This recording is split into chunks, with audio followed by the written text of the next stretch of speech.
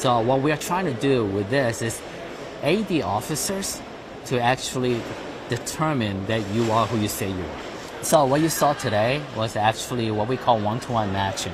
So basically what you're doing is scanning the ID, and we're making sure the ID is a genuine ID, not a fake ID. Then we are matching your photo, your live face, against the photo on the ID. So there's no back-end database of photos, there's no gallery of photos. You're actually matching to your own ID's photo and making sure that you are the same person you assert yourself to be. But what's important to note right here is that the camera is not scanning. It's not constantly scanning for people. It's off until you actually insert the scan, right? We call that active capture. It's actually privacy-enhancing technology so that we're not surveilling the space. No, this is designed to automate what's being done manually for that moment in time. It's a snapshot in time. Then once all that photograph is taken and the match is made, your ID scan as well as your live photo is deleted upon match. Thank you. Just face the camera if you will, please.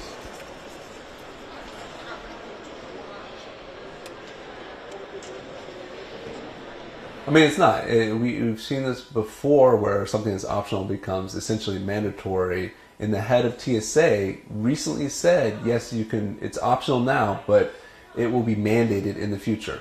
Opt-out, particularly when you're traveling through an airport, is not really voluntary. Most of the times you're just trying to get through security as fast as you can to make your flight. It's not the situation where you're usually making a well-informed decision, and this is particularly the case where oftentimes TSA hasn't really informed people that they can opt out. There are oftentimes not signs to inform people that can opt out. So they, from personal experience, people don't know that they can opt out. And so this use of facial recognition is not required by Congress. There's no congressional mandate.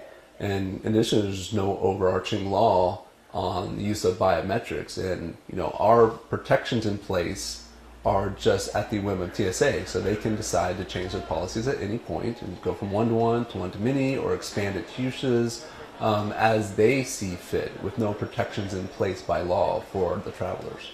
There needs to be kind of an outside audit of its use to ensure its accuracy, to make sure it's not disproportionately impacting certain groups of people. Additionally, there should be some rules in place in terms of the deletion of that data immediately after the identification verification has been made, and to ensure that the technology isn't used for other things other than identity verification at a TSA checkpoint.